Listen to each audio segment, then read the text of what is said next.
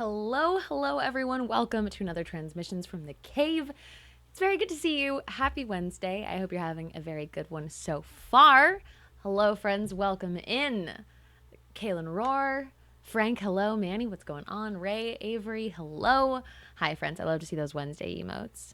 I miss being able to have my cats on streams so much more than I could possibly describe. It breaks my heart. I really do. They're in a separate room. They can't get in here. It's fine. One day I will return to being a cat girl streamer. I swear it. But hello and welcome in. Transmissions from the Cave, of course, is a weekly show that we do here at Mad Cave Studios. A chance to discuss comics coming out this week with artists, authors, the staff, incredible creatives. And today's going to be a fun show. Today we are interviewing the author of Nightmare in Savannah, Lela Gwenn.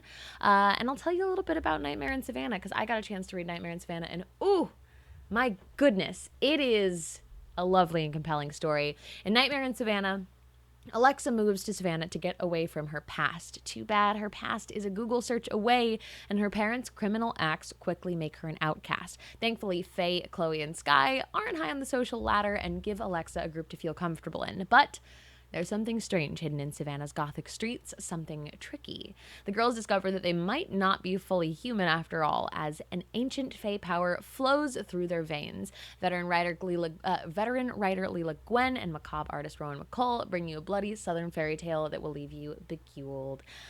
This is a very fun one. This appeals to every level of my interests. It's simultaneously the relatability of having been a child actor and knowing that everything that I have ever done is on the internet, and also fun, spooky, witchy stuff that I enjoyed very, very much. So I cannot recommend it enough. Pick one up. Get a read in. It was such a quick and easy read. I had such a wonderful time. New from Mad Cave this week, we have issue 3 of Battle Cats available. And let me tell you a little bit more about our guest today. Lela Gwenn is a proud social justice... I have no words today. None of them are available. I have a stuffy nose, and it's just taken any of my ability to read out. Lela Gwenn is a proud social justice warrior and the iconic town weirdo in her rural community. Lela has written many amazing stories, including Hellraiser Bestiary 4 with Boom, Where We Live with Image, All We Ever Wanted with Wave Blue World, Bad Luck Chuck with Dark Horse, and coming out this November, of course, is Nightmare in Savannah with us, Mad Cave Studios. Southern Gothic fairy tale, right? Southern fairy tale time, but improved by the word Gothic, always. We're doing a giveaway, as always. Today, we are giving away a copy of the graphic novel Nightmare in Savannah, which would be shipped out in February for the first day of its release. We will run that during the interview at some point while we're talking to Lela, so stick around, get a free copy of that. It's a lot of fun. And of course, I would love to remind you about Bink. Bink is a 501c3 nonprofit dedicated to assisting booksellers in need. The Bink Foundation grew out of a wish for bookstore employees to establish a fund to help their colleagues experiencing unexpected financial crises. Bink is dedicated to assisting bookstore and comic store employees across the United States in their greatest times of need. And we support Bink here, and I hope that you will too. That would be very, very cool. You can do !Bink in chat to get a little more information there, like one of our lovely mods just did, and you can check it out and show a little bit of support. It is an excellent way, if you love comics, if they bring a little bit of joy to your life, or books or stories, it's an excellent way to show a little bit of support and love back to the community to get involved. Oh man, Harry said, when I was a poor broke southerner, I had my honeymoon in Savannah. It's certainly a very interesting town. I've never been. I'm definitely more intrigued now after reading, though. I definitely am. I love anywhere. It's one of those like supernatural hotspots that people describe. And it's like, how do you convince someone to go on a vacation with you to find ghosts? That's the thing I'm looking for in life. Is somebody that wants to go on a vacation to find ghosts. So, with all of that in mind, I'm going to play y'all the trailer. I'm going to go and get our lovely guest, and I will be back in just a moment. Enjoy getting to check out a little bit about Nightmare in Savannah, and then ask some questions. We'll do a community Q&A at the end here, so prepare your questions while you're watching this trailer, okay? I'll see y'all in a minute. I knew moving to Savannah was never going to be easy. But when your parents get locked up, and the only family you have left is your grandpa, well, you can't exactly be choosy. At least my new school is filled with the same kinds of people as my old one. The jocks, the rejects, the mean girls. Why do they have to ruin everything? But there is something different about this place. Something tricky. I can feel it, lurking beneath the surface. It's changing us, giving us powers, and helping us fight back. But power comes at a price. And Savannah will never be the same again.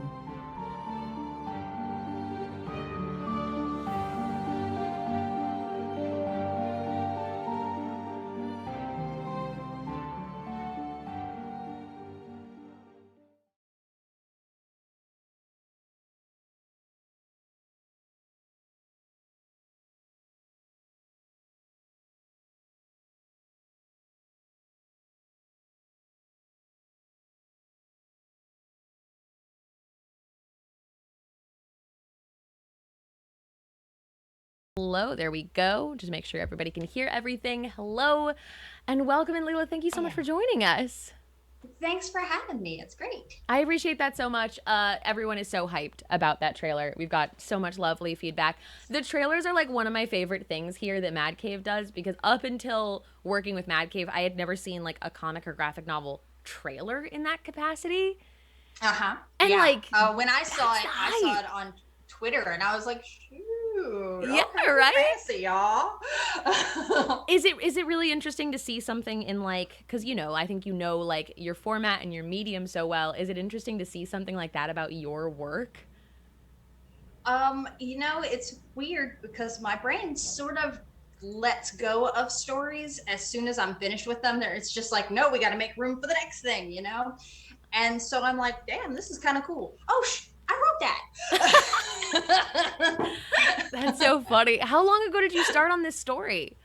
So this was like before Pandemico, like wow, I don't even remember that. Come out.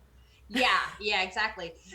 This was supposed to come out, like right at the beginning of all of the insanity, but it was a bad time, so we put it off. Okay. And I'm glad we did, but at the same time, it's kind of interesting because it's like, I go back to look at it and I'm like, hey, that's kind of cool. I'm glad I'm part of this.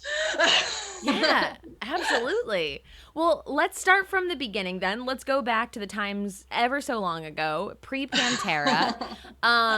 And what was the process like starting, and how did this come together? Mad Cave came to me and they were like, hey, we want to do something weird and scary. And I'm like, I love weird and scary. That's awesome.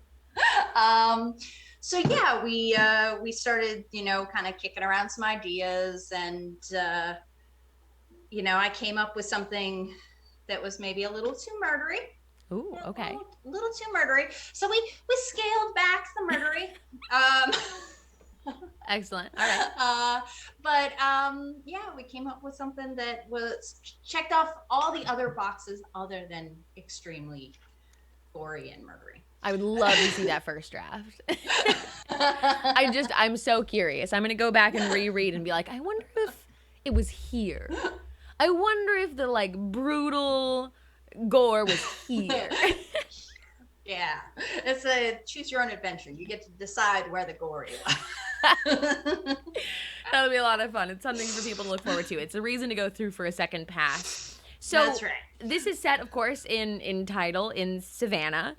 Do you have a personal connection to Savannah? Is there a reason it's Savannah? I lived in Savannah when I was a little kid. Oh, really? Yeah, I moved around a lot when I was a kid, so I can say that I'll have a lot of places. But yeah, I did actually live in Savannah for a while as a child, and you can't tell it from my accent because I have when I was like 12, I decided to eradicate my accent, but I am deeply Southern. Okay. I was born in Alabama, like deeply Southern. About as Southern as it gets. Yes. Yeah. You don't. Yeah. I mean, people in Florida can be like, "Oh, we're further south." I'm like, okay, yeah, all right, whatever. Yeah. South is more of a mentality than a location. Right. It's more of an experience. Yeah. Right. Yes. And I have all that mud between my toes. Yes. That's so, great. Yeah. Yeah, I do have that Savannah connection. Okay, I'm just gonna show you my cat right now God, hello. because she can't stand it when I'm on a video call. I love her. And she will drive me crazy. So What? this is my cat Tag. Tag. She is, yes, because I was walking down the street and a little streak of lightning came out of the woods and started loving on my legs. And I was like, okay, where are you from? So I tried to take her to different places and they were all like, that's not my cat. And so I started running zigzags down the street to try to shake her. And she just kept catching me and playing tag. We were playing tag. So that's how she got her name. Lovely. How I got my cat stories are my favorite stories because I feel like, I mean, this is like a thing that goes around on the internet a lot, but people are always like, oh, I adopted my dog. I actually flew to Seattle to meet up with the person who I adopted them from. And cats are always like, so I heard a rumble in a dumpster, right? Right. It was either a raccoon or a cat. 50-50, I just reached in there and grabbed. Exactly. I have 2 cats of my own, and I found one of them at a funeral, just wandering around at a graveyard. Perfect. So that's the kind of cats. I love a cat story. She cannot stand it when I'm on. She knows that I'm talking on a video call. She's just like, hey, what you doing? What you doing? What you doing? Right. And I'm like, Excellent. Well, she's always welcome on this video call 100% of the time. I would love to get her answers on some of this as well. I'm sure she's got a lot of opinions. She's experienced a lot of it with you. How long have you had Tag? like 10 years. Oh my goodness. Seen it all. Seen it all. I have another cat who's like 20, so. Beautiful babies. Incredible. Okay, I'll move on from cats. I'll get back to it. I'm sure we'll end up circling back. Again, that ADHD thing. Yeah, no. I will go right along with you, and we're here to talk about a book, and we're going to talk about Nightmare in Savannah, and then we'll come back to cats. We'll spend the extra time. We'll just make sure that all chat's questions are about cat. Because I mean, at some point, I feel like if there's an option, we'd love to meet the other cat. She's around here somewhere. It's something to look forward to the end. So, for those who are not familiar with your work, what can readers expect from Nightmare in Savannah specifically? Nightmare in Savannah is weird and queer and spooky, and it's about friendship and That's my Twitter love, bio. but also murder. Oh, well, not quite murder. Okay. Almost murder. Close. Weird, queer, and spooky is how I describe myself, so that's great. Target audience achieved. Yeah, I think that's excellent. After reading it, I'm like, yeah, that is exactly how I would describe it. It is weird. It is queer. It's one of those stories that like you think you kind of know where it's going, and you're like, yeah, I understand this like genre and this kind of setting. It twists you. I love that. Yeah, I'm big on the twist. I don't really want to walk down well-trodden paths. I mean, there's lots of wonderful stories that, take that same path, and I love them. Mm-hmm. But, my weird brain is like, let's go that way. Yeah. Absolutely. Well, how did you get started writing? What inspired you? I've always written. My first story was I was 6 years old, and I wrote a story about an owl who wanted to cross the road. Lovely. First grade, got the award for best fiction. They didn't have a best fiction award previous to that. They made it up for me. Again, not following the path. Sudden left turns. That's excellent. Yeah, I've just always just been like, I don't know, maybe I'm just a natural liar, so I just decided to put it toward useful things. Wow. Was there like kind of a turning point in where it goes from like, I just like writing to like, oh wow, this is what I want to do with my life? It's funny. It's always what I wanted to do with my life, but writing as a career is hard. So it isn't what I do with my life, but it's what I do. Well, it is what I do with my life, but it's not what I do with my career. Okay. You know what I mean? Mm-hmm.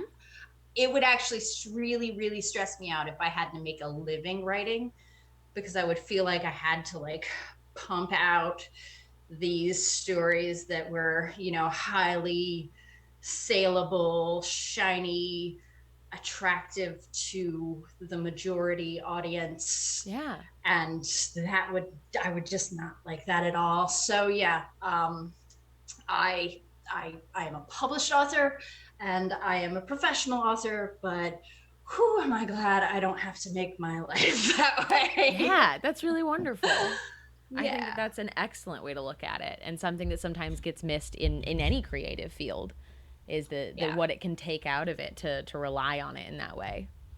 Right, exactly. That's really interesting. What is your process like for developing characters? Because the characters in this book are so like defined and interesting. My first question is, what do they want? You know, like they walk into the story, everybody's got like their own set of dreams and ambitions, and for some people, you know, it's to be a football star, and for some people it's just to have somebody put their arms around them and tell them it's gonna be okay. And both of those ambitions to me are of equal weight. You know, there's the football star is no better than the person who just needs a little comfort. But also, where are they going? Like, where do they end up? Because, you know, the football star could end up, you know, with somebody wrapped their arms around them, telling them that it's all going to be okay. And the person who needed the comfort could end up, you know, the superstar. Right. And those paths aren't linear, or nobody's paths are linear. And you don't always get what you want, but sometimes you get what you need. Yeah. There you go.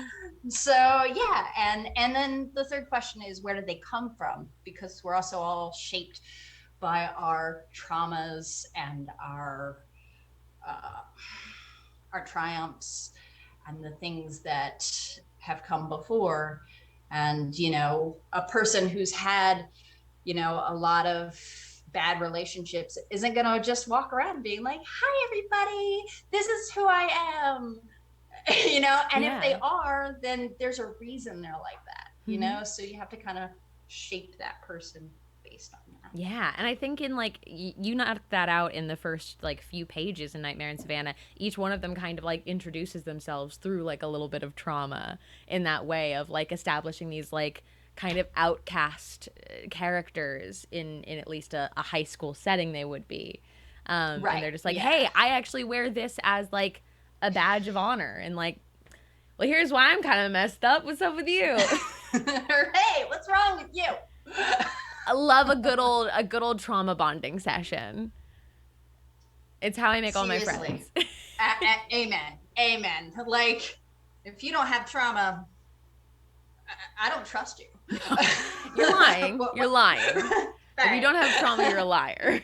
That's it. Right, exactly. Yeah. I know like two people who had good childhoods, and yeah, I'm like, all right, cool, weird, but okay. Sounds fake. I don't know. Oh, my friend Trevor, his mom was like the librarian at the private school that he went to, not because they were wealthy, but because she was the librarian there. So what, is his mom Miss Honey? Yes, basically. Like, it was just like wow. Sure. Yeah. Okay, I guess that can happen. Not in my world, but speaking of worlds, how much world building do you do before you start actually writing the story?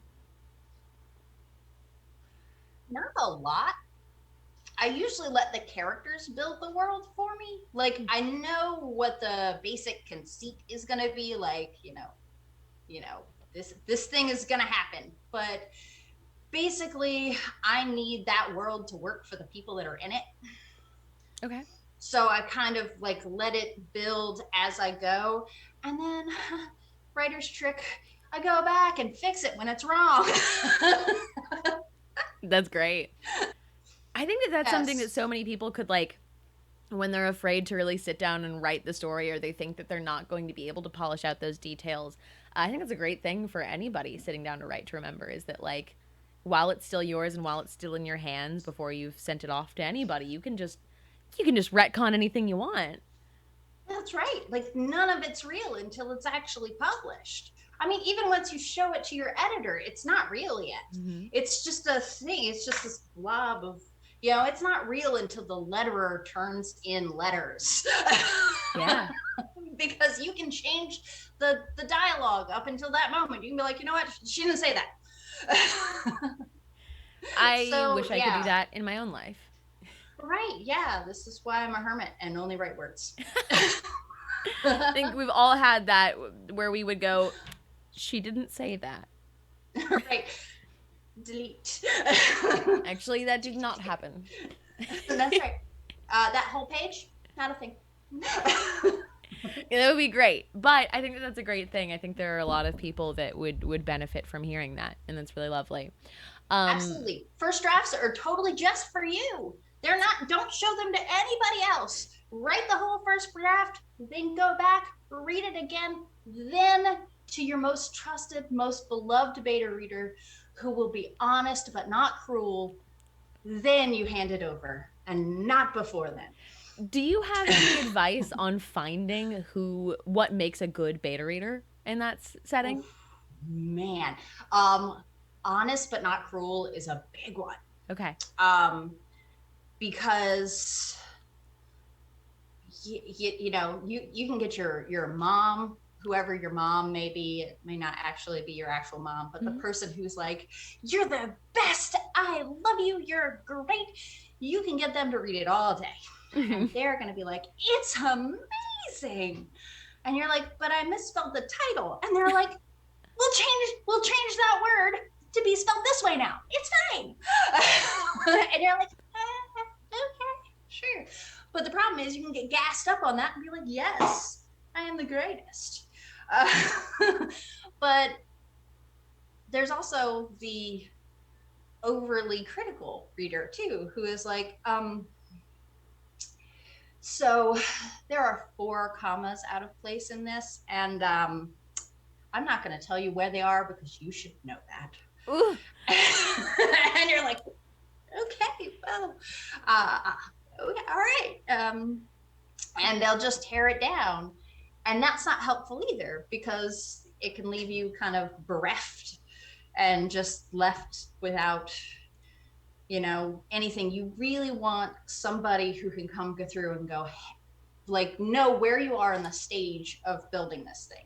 Because if you're first draft, you're just dealing with big stuff like, hey, this character at the beginning of the story, she is a meek little mouse who can't stand up for herself.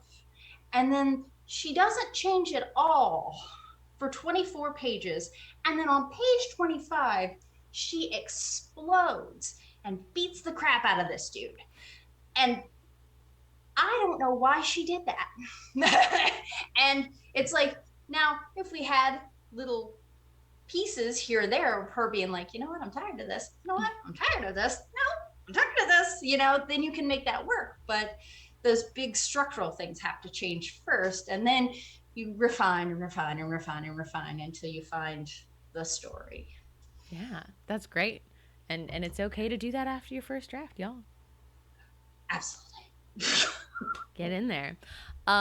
What is your process behind this book when it comes to when do you connect with an artist? When does it kind of start to like take form? What comes first? So this was such a weird but liberating process, because Mad Cave works as a work for hire thing. So on previous books, I had already had my whole team ready. Boom, this is who it's going to be. Mm-hmm. So for this one, I wrote the thing and they were like, hey, she's gonna do the drawing. And I was like, I don't know this person. This is whole new territory. And I was like, I run to the internet and I'm like, oh yeah, this is gonna look great, you know. Is that scary like, at the time? um, you know, like I knew it was coming. So I was able to like prepare myself, but I am a bit of a control freak. So at first I was like, I don't know how this is gonna go. But at the same time, like I said, it was very liberating because it was like I didn't have to be super in control all the time. I could just be like, here you go. And it was a cool thing for the creative process because it was like, okay, here's my baby, and I have carried it for all this time, and now I give it to you, and now it is yours. And you get to do with it, you know, whatever you and Chris, the editor, whatever you choose. And you know, occasionally they would ask me like, hey, what do you think about this? What do you think about that? And I'd be like, well, I think this. But it was kind of amazing to be like, but that's not my job. And I can just let that go. And it came out amazing. Yeah. We've spoken to Rowan here before, and like, I mean, obviously the art style did come out absolutely stunning. If when you were writing, I'm sure that you have these kind of like images in your head from it.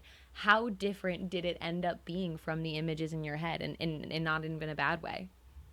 Um, you know, um, everything's a little softer. Mm. Like her art style is very soft and very round, and the way I picture things in my head, especially for scary things, is tends to be much more hard. And so I think it's actually really interesting because her art style doesn't telegraph, you know, this is scary and bad things are going to happen. It's kind of like, welcome to the cuddle pile, watch out for the knives.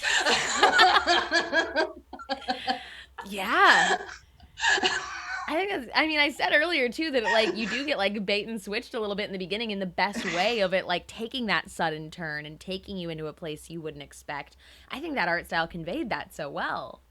Yeah, it worked out perfect. Like, you know, the thing that I, you know, that I had in my head just wasn't the right thing. And it's great that I got to not get in the way of that, you know?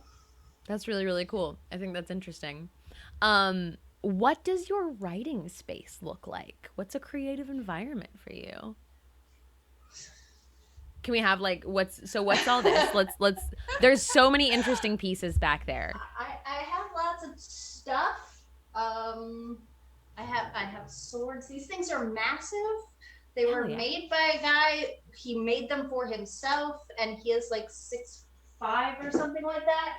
So this is supposed to be like right at hold on, right. It's supposed to be. I'm a tall lady, but this is not supposed to be this big. But he made them for himself, and well, he needed some money, and I needed this sword. That thing looks like it would be as tall as I am. It's very, very big. Like this is, yeah. Again, yeah. It's that's not supposed to be that big. But yeah, like lots of art. I had the good fortune of inheriting. Gosh, you're young, so you probably don't know the movie Auntie Mame. I'm usually so Everybody, much better at not giving right? away that No, I'm a baby child. no, I'm just old. It's fine. No, it's a black and white movie, but there's a movie called Auntie Mame, and she's just this wonderful floating goddess that just travels the world, and she just shows up and she gives the kids these amazing presents. And I kind of had that person in my life, and she traveled the world, and so most of this stuff is artwork that she brought back from her many travels. And Wow. yeah, How it's pretty wonderful. cool. Yeah, it's neat. Avery Kaplan in the chat said, gotta have swords for writing. Yes, of course. absolutely. Naturally. Oh wait, did I put that back wrong? Hold on, gotta fix that. There we go. I only have a lightsaber nearby. That's my sword in the space. I will say that is a real sharpened sword. A lot of times people have swords on display and they are dull. And if somebody breaks in my house, they're gonna have a bad day. That's fantastic. What an excellent purchase. I can see why all of that would be very inspiring, though. That's a great creative Yeah. space. But I'm gonna tell you this too. I've also written an entire comic book in my car on my lunch break from work on my phone. So On don't your get too phone precious on a about. lunch break. Wow. Yes. Right into Google Docs, just working it like that. So like don't get too precious either. Yeah, that's great advice. Of wherever it hits and not waiting for like the perfect kind of space and moment. No. The perfect space has to be here. It can't be like all of this stuff changes and moves and but this is the perfect space. Interesting. What kind of obstacles do you usually face while writing? It could be Nightmare in Savannah or something on other projects or in general. um I get in my own head a lot. I start doubting myself and or I get too attached to one idea and I can't see that it's not the right way. Um, poor Chris Sanchez. I mean, like he's got extra good karma points for putting up with me because I would just get it in my head like it needed to be this way, and he would just be like, no, and I would be like, ah! And then I'd stop and like, oh wait, no, I can do it this way. Okay. Just getting over that hump. From just like rage monster to like, all right, tick tick tick tick tick, sitting like that. Like I'm a Gemini, friends. It says it all. It says it all. It does. That's so funny. Do you feel like when you run into that kind of like you're fixated on this thing and you haven't been able to get around it, what is the thing that gets you from rage monster to click click click? Going and doing something else for a while. Exercising, messing with my cat, just getting away from that brain space for a while and like, going out and messing with my roses or just something that isn't so central. Or I'll get, again, those trusted beta readers, that I can bounce ideas off of and be like, hey, this is where I'm stuck. And this is where I need to get to. And I can't see my way around it. And just knowing that those people are not going to give me answers, but ask the right questions to get me to get to my own answers. Yeah, that's great. I think that's excellent advice. What would you say is the most rewarding part of your process? You guys get paid to do this?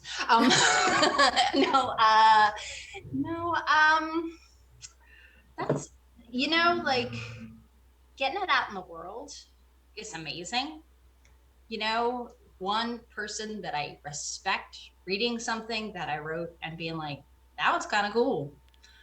I don't even need effusive praise. I just need just like the bare minimum,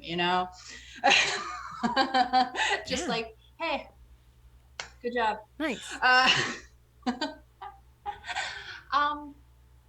don't know. Like, it's not like I could stop writing, so it doesn't matter if it's rewarding or not. It's just gonna happen. Stuff's gonna come out of my brain, so I might as well keep writing it down. That makes sense. Are you somebody, we were talking to a guest last week and we were talking about kind of like internet and reviews. Are you somebody that generally dives into like comments and reviews of your work? I skim the surface. I've learned certain places you just don't go for some reason, Goodreads hates me. I've never gotten a good review from Goodreads. Okay, Goodreads. I Goodreads. just stay away. Okay, I just stay Goodreads. away. It's because Bezos knows I don't give him any money. So, no, yeah, but there are places that I feel like they have really, good taste. They read well, and those ones I, will go looking for a little bit. And I think the most hurtful thing in the world is somebody tags you on Twitter for their terrible review, and you're like, oh my God, ow, what'd I do to you? Monster. I didn't kick your puppy. I've never kicked a puppy. No, and we can tell. You can tell just sitting here. That's the face of someone who's never kicked a puppy. Absolutely. Not even. Well, I mean, on accident, because sometimes they just get in your front of your feet, but We've never all on tripped purpose. over our pets. Also, Allison's in the chat and said, "Why is everyone on Goodreads mean? Why is everyone so mean on Goodreads? I've heard this from so many people. So it's not just you." They are. It's like they get together and it's like they're like, Goodreads. I don't think so. like they're just like when you sign up to review books on Goodreads, they've changed the TOS and they're like, hey, we're gonna just take the little part of your soul that's nice. No, I think the title is an ironic name. Right. It's good. Right. It's with sarcasm because no one's having a good time reading there. No, they're so mean. So yeah, I just don't go there anymore. That's smart. That is very smart. And just skimming the surface, I think, is a nice way to go about it, where it's like, I have the general idea of how the mass public is feeling about this. Right.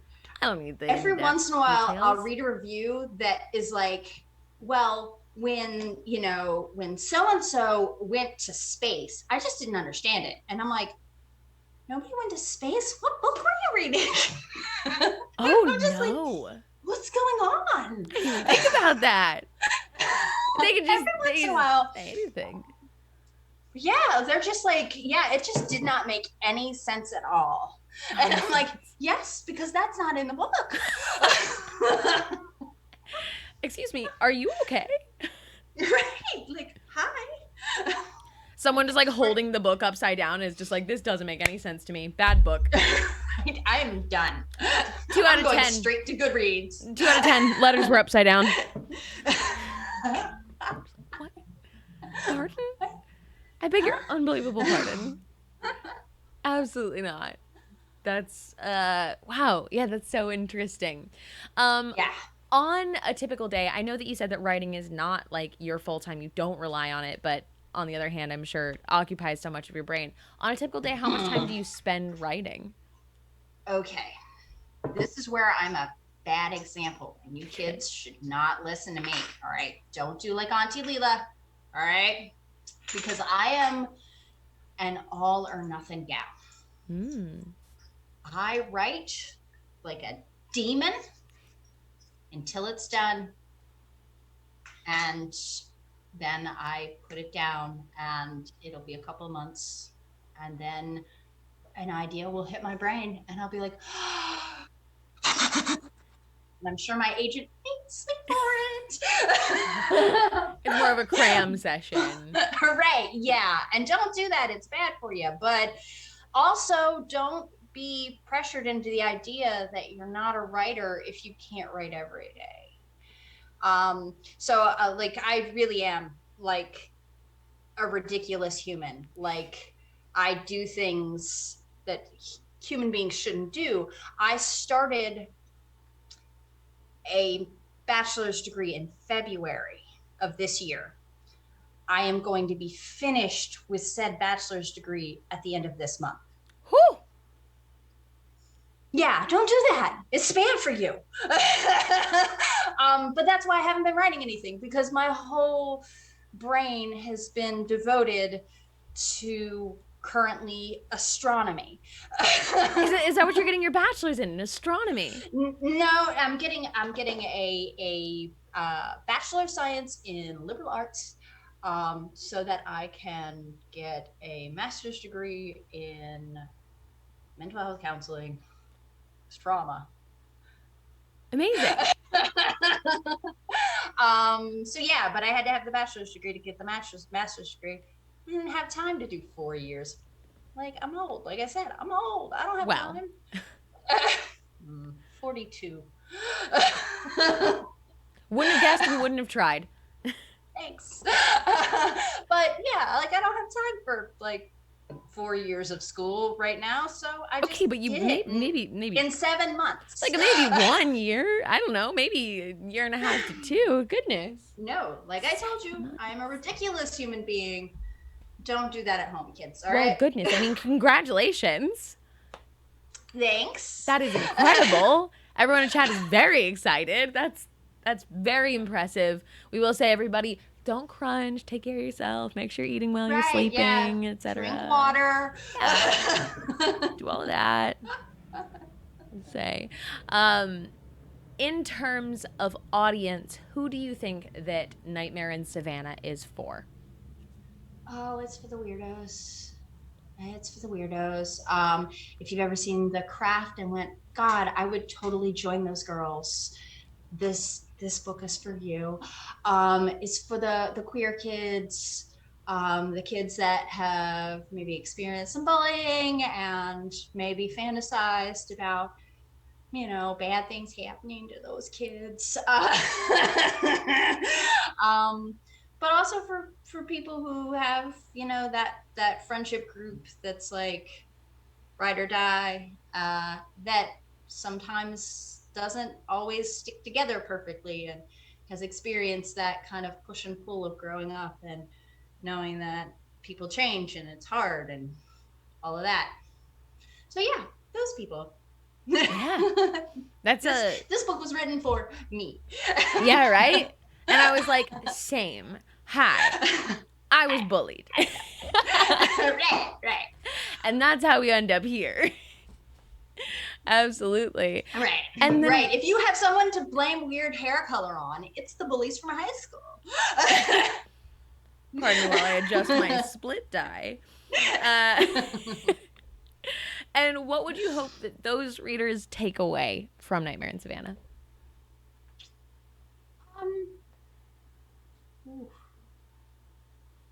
Yeah. At its heart, this is a book about friendship and love, which is so corny, but it is, and it's about kind of how friendships change and how life changes you, and also you know, how being queer is weird, and sometimes you have to defy expectations. That's a great takeaway. And I like that because it's so interesting. You know, like we talk to a lot of people here about their books and their creations, but that's a very unique takeaway specifically from Nightmare in Savannah, which is excellent. We'll start taking some questions from the chat if y'all have anything you would like to know. I know that earlier chat was asking, we were just chatting about Savannah before we came in. Right. Are you familiar with any like of the spooky supernatural Savannah stuff? So like Savannah is one of those places that was rich and in the South, and lots of people die. Yeah. It's haunted as hell. Lots of people died, and a lot of people died in very unfortunate and yeah. And anybody who's haunted deserves to be haunted. There we go. Allison said you moved around a lot. Where all have you lived? Okay, so born in Alabama, moved to California. Sounds like a song. Moved to Savannah, Jacksonville, Florida, then up to Virginia, Tennessee, Texas, back to Virginia, Maryland, Vermont, Pennsylvania, Delaware. Yeah. Wow. I was expecting a lot, and that was twice as much as I was expecting. Yeah. A lot. You really lived everywhere. My goodness. Yeah, and I figured out, like I said, when I was like about 12, my dad worked for an airline company, which is why we moved around a lot. But his bosses were from New York City, and they would call, and I would answer the phone, and I would answer the phone, hi, and they would be like, hello, is your father there? And I'd be like, yeah, hold on just a second, let me go get him. And and they just treated me like my accent was like, I don't know, a brain injury. So I like, because of them, I just eradicated my Southern accent entirely. Fascinating. That's what caused it. Yeah, I was just like, no way are these people going to treat me like I'm a dummy. Yeah. Do you have a favorite place that you lived in that list? I really love Houston, Texas. It's a very, very diverse city. The South is diverse in itself, but it's very kind of segregated. Where I lived in Houston, like everybody was together, and so I got to see a lot of different kinds of people and a little different ways of living and that sort of thing, and it really opened my eyes to the world. Excellent. My last question is it possible to see that second cat? It is. Hold on. She just walked through. We're gonna run the giveaway in just a second here, y'all. I think that should it be tag? I feel like that's an excellent keyword for our giveaway. You cannot have my cat. I think that that's it. Oh my god. This is Punch. What is it? Punch? Punch. Punch. Punch. Like yeah. This is Punch. She is completely blind. She's beautiful. She is ancient. The story of how I got her is much sadder. So y'all can discuss whether you want to hear that. Well, I think tag is an excellent word. I think it's very, very cute. It's probably better than everybody writing punch in chat. Slightly less violent. So let's start that giveaway. Type the word tag in chat. Follow the moderators. Advice there. We are giving away a copy of Nightmare in Savannah. It gets shipped out in November. Somebody can win a copy. Very, very exciting. Of course, enter to win. Shipping is limited to the U.S., so just a reminder, that is your limitation. But go ahead and type the word. I will go ahead and put it in the chat as well. Tag to enter. Woo! Win yourself a copy. Everything that you've heard about it today was leading up to you now getting to read it. And while they do that, before I let you go, is there anything that you would like them to check out? Anywhere we can direct all of these lovely humans to go and support you?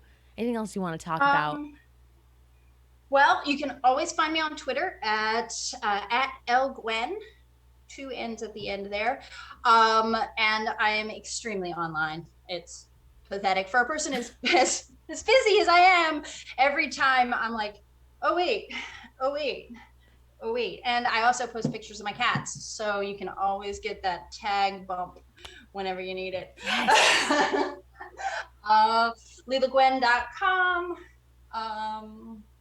I also have a book out with Dark Horse that came out a while ago. It's called Bad Luck Chuck, which is super fun. Amazing. Yeah. I'll check it out. Johnny in the chat said Canadian and already pre-ordered anyways. They don't even need to get in on the giveaway. I love that. Of course, you can go and check out the pre-order. They will be shipping out in November. That's very exciting. So get your hands on it. Even if you don't win the giveaway today, you still get to read it. Go check it out, huh? You better still read it. Well, I will play the trailer for y'all once again for those who missed it at the very beginning on our way out here. Lela, thank you so much for joining us today. Thank you for having me. I had so much fun. This has been great. For showing off cats, for talking about your work. Nightmare in Savannah was such a fun read, and so thank you for sharing it with us. It was an absolute delight to get to experience. Yeah. All right, y'all. We will see you in just a moment. I knew moving to Savannah was never going to be easy. But when your parents get locked up, and the only family you have left is your grandpa, well, can't exactly be choosy. At least my new school's filled with the same kinds of people as my old one. The jocks, the rejects, the mean girls. Why do they have to ruin everything? But there is something different about this place. Something tricky. I can feel it, lurking beneath the surface. It's changing us, giving us powers, and helping us fight back. But power comes at a price. And Savannah will never be the same again.